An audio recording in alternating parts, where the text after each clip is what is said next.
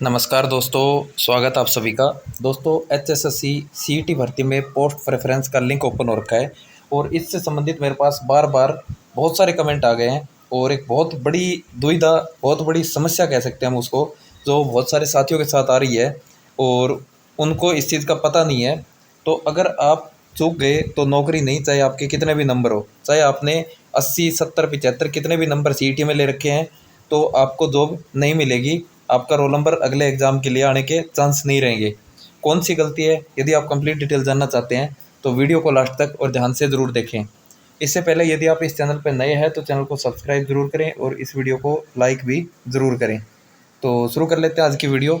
तो दोस्तों, आपको बताना चाहूँगा, वैसे इसका नोटिफिकेशन आया था जब भी मैंने बार बार बहुत अच्छे से बताया था, लेकिन कुछ साथियों ने फिर भी ध्यान नहीं दिया। और अब बहुत सारे साथियों को बार बार ये कमेंट आ रहे हैं कि जिसने सीईटी क्वालिफाई कर रखा है, क्या उनको सबको ये प्रेफरेंस भरनी है, या फिर ग्रुप 56-57 का जिसने एग्ज़ाम दे दिया, क्या उनको ही प्रेफरेंस भरनी है, या फिर जिसका 4 गुना में नंबर आ गया था, मान लो मैसेज वैसेज आ गए थे, क्या उनको ही भरनी है। ये कन्फ्यूज़न है सबको। सभी ये कन्फ्यूज़ है कि 56-57 का एग्ज़ाम हो गया है और जिनका 4 गुना में नंबर आ गया, सिर्फ उनको ही प्रेफरेंस भरनी है, बाकियों को नहीं भरनी है। किसी एक साथी के साथ मतलब कमेंट बॉक्स में चैटिंग भी हुई थी, तो उसने मेरे को ये भी बताया, कह रहा है कि अगर मान लो जैसे फॉर एग्जांपल सबको भरनी है, तो कह रहा है जी हमारा ग्रुप 56 में और 57 में रोल नंबर ही नहीं था, लेकिन हम जब प्रेफरेंस भर रहे हैं तो ग्रुप 56-57 की प्रेफरेंस का ऑप्शन आ रहा है और जब तक हम नहीं भरेंगे तो वो सबमिट नहीं हो रही। तो इसका मतलब जो 56-57 वाले उनकी भरनी है। मतलब ये कन्फ्यूज़न इसलिए आ रही है कि 56-57 भी उसमें दे रखा है, चाहे आपने पेपर दिया हो चाहे नहीं दिया हो।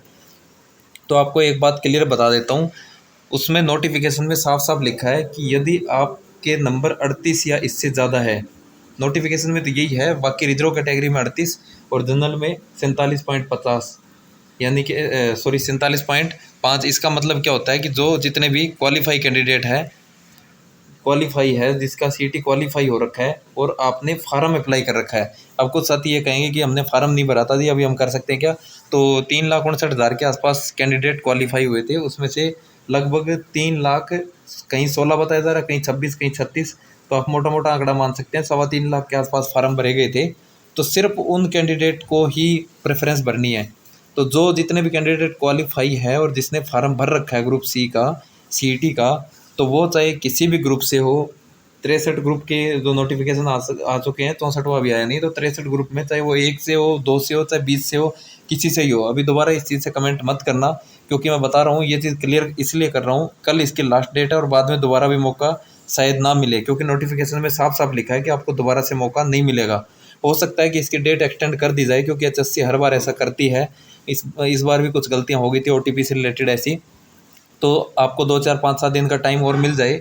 लेकिन अगर आपने मान लो अभी, अगर आपको टाइम नहीं मिला और 2 तारीख तक आपने अप्लाई नहीं की, प्रेफरेंस नहीं भरी, तो आपका रोल नंबर 4 गुना में नहीं आएगा। चाहे आपके नंबर 70 हो, चाहे आपके 75 हो, चाहे 80 हो, चाहे कितने भी नंबर हो, चाहे मान लो फॉर एग्जांपल 10 12 ग्रुप ऐसे हैं जिनमें 4 गुना से कम कैंडिडेट है, 4 गुना से कम है, तो उनको सब क्वालिफाई जितने भी है सबको बुलाने के लिए बोला हुआ था। कल को आप बोलोगे जी मेरे पास तो मैसेज भी आ गया था, फिर भी मेरा अब रोल नंबर क्यों नहीं आया? तो जिनके पास मैसेज आ गया, अगर उन्होंने प्रेफरेंस नहीं भरी तो उनका रोल नंबर नहीं आएगा। तो शायद आपको ये चीज़ें क्लियर होगी और उम्मीद करता हूँ अभी आप अच्छे से अप्लाई कर देंगे। और कुछ साथी ये कहेंगे जी इसका तो हमें पता था, तो सारी चीज़ें ज़रूरी नहीं होती कि सबको ही पता ना हो। जिसके लिए स्पेशल इन्फॉर्मेशन होती है, मान लो फॉर एग्जांपल कोई ऐसा कैंडिडेट है जिसको इस चीज़ का पता नहीं था और वो प्रेफरेंस